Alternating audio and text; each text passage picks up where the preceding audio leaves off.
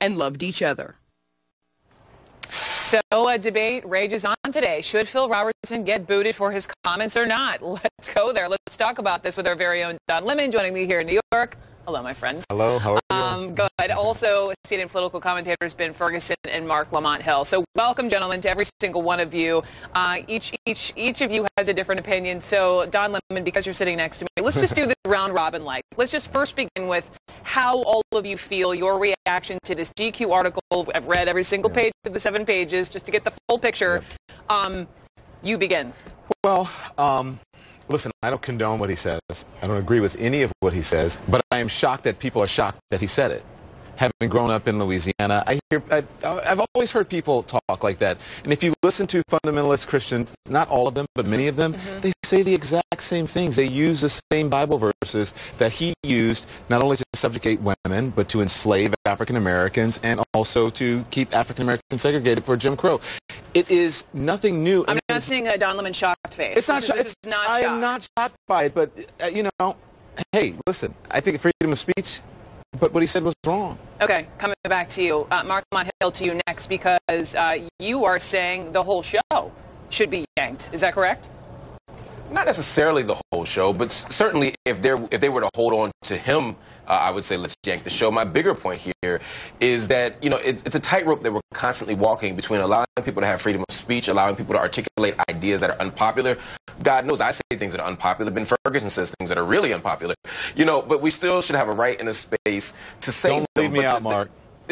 Oh yeah, well Don, you go without saying. but the point is, you know, just because we're saying someone should be taken off of a show, it doesn't mean we're trying to compromise freedom of speech. We're saying that yeah, you can say that ridiculous thing, but we have, as a marketplace, have a right to say we don't want to be a part of it. I, as a corporation or as a CEO of a corporation, don't want to stand next to somebody who represents ideals that we think are not in the interest of our business. And that's the point here. Corporations don't have feelings; they have interests. And the truth is, in the long game, they would be compromised by staying next to him. So the market is winning. This isn't a compromise of free speech. This is the free market that everybody wants.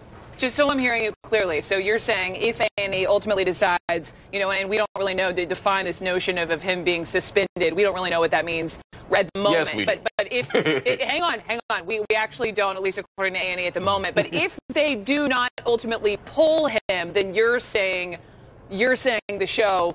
You're saying you absolutely wouldn't be watching this, yes?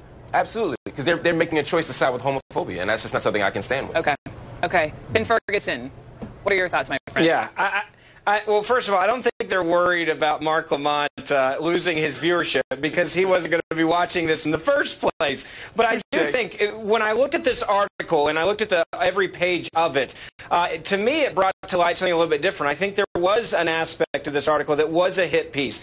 There was some mocking of faith and Christianity in this article as well. I would have loved to have been there and seen the whole day and the interaction, because I think what you see here is a guy that said something that was very politically incorrect. It's not the way it should have been said. But at the same time, I don't like how people are reacting, implying that he said things or implied things he didn't say. For example, there's a big article today that said he said in this article that he believed all gays go to hell. That's not what he said in this article, and I want to make sure that we make it very clear. He said sins make you go to hell if you don't believe in God, and he listed a bunch of sins. He didn't say if you do X, Y, or Z, then automatically you're going to hell. And I hate how people are having to turn this into their own agenda instead of looking at what he actually said, which, again, I think he said it the wrong way. And I don't think most Christians would say it the way that he said it. Growing up in the South, I did not hear the conversation that Don Lemon says he sees every day. Ben, you can't hide behind Christianity. You can't hide behind the Bible. You can't hide I'm behind not hiding Jesus behind and it. God when you're. But I'm not talking about you. I just mean you in general, right? The understood you in general. You can't hide behind that and then be bigoted behind it. That is the issue. When people say, "Oh, I'm not racist," or "I'm not this," "I'm not bigoted," sometimes they're unaware of it. This man is obviously unaware of his bigotry, and he is using Christianity as a shield, as a cover for his bigotry.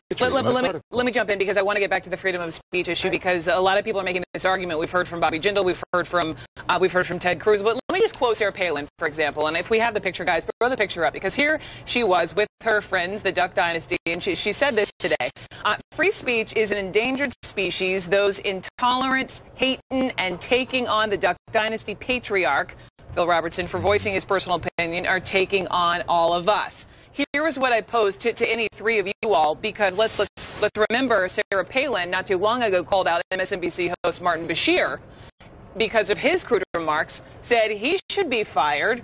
We now know he is no longer with that cable network, but now she says freedom of speech when it comes to this particular article and the remarks made on behalf of this man. Not only is that fair? people were calling for the firing of Martin Bashir. And listen, I don't think Martin Bashir, nor Alec Baldwin, nor Phil Robertson, nor Paula Dean, I don't think any of them should be fired. I agree in part with what Sarah Palin is saying. Yes, free speech is under attack. How much free speech do we really have? It's only free speech until someone says something you don't like, then it's no longer free speech anymore. But what about the issue? Go ahead, Ben. Go ahead, jump in. No, I think there's another side of this, though. You have a guy that's doing an interview, and I encourage everyone watching to read the article, because no one's even looking at the bias of the article and how the argument was laid out. You have a guy that obviously has disdain for faith and Christianity. You can see it in just the cuss words he uses to mock the ideas of Duck Dynasty and the world that Duck Dynasty is. So look at the contempt that the article had for faith and Christianity, and then ask yourself, is a fair word. Listen, we would love to talk to Drew. I would love to talk to Drew McGarry. Listen, I would love to talk to Drew McGarry. I thought he was an incredible writer, and he puts it out there very early on in the first couple of graphs and uses some language himself. I know exactly what you're talking about. You have to read the whole piece, and he's very clear, and I feel like in parts transparent as far as the background he's coming from. So I think the transparency is there. Because he's not sitting here, I just wanted to defend this writer just a little bit. There is some transparency in his perspective. And he said, listen, I didn't want to be rude to this guy because I was an invited guest in his home. Yes, and he so was therefore the host. I did not want to fight with him. But all he said was, listen, this guy's talking about, the Japanese starting wars and about Islam and about all those things. And he was saying, without Jesus Christ, look where other countries and look where other cultures have gone and the bloodshed they've had. And he forgets that even in the name of Christ, that there has been a lot of bloodshed in the name of Christ. And that's what he said in the article. If that's mocking that's not mocking Christianity. That's just fact, man. No, I'm looking specifically. I'm looking. What he's mocking is a very narrow. Let me say this.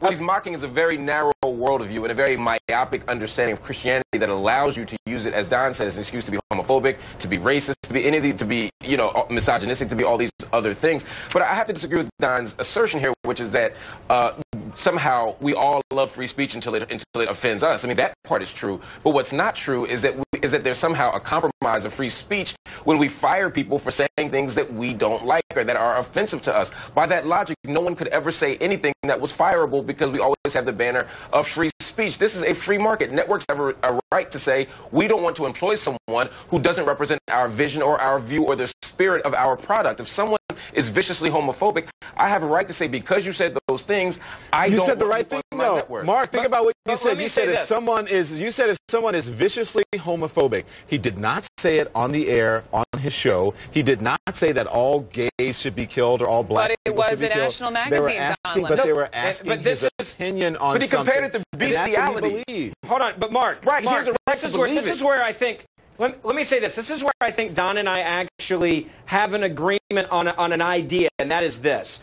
If you come into an interview and he sits down, he talks, and he says, this is what I think is the problems of the world is all of these different things in sin. People go against the word, and I think they should all come to know Christ, and therefore that we would all get along better. Then the reality is, look at the people today that are attacking him, and they want to destroy everyone associated with this show. They want to destroy his entire family. They want to make him all into these people that literally want to destroy and kill gay people, which is not what he said. And Don and I agree on that. Listen, guys, let me say this. Listen, there's a lot of hypocrisy going on. I don't agree with anything he said. I just want to make sure people understand that. But there's a lot of hypocrisy going around. The same people who were defending people on other networks who were calling people blank sucking and faggots and saying someone should, have defecated in their mouth. He didn't say anything like that. He's quoting the Bible and his beliefs.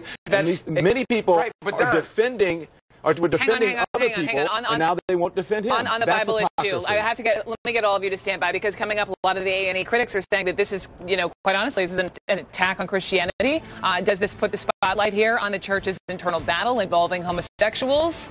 We'll hear from both sides on that, plus hear from some Christian celebrities who feel just like this Duck Dynasty patriarch Phil Robertson. This is a CNN special discussion. Stay right here.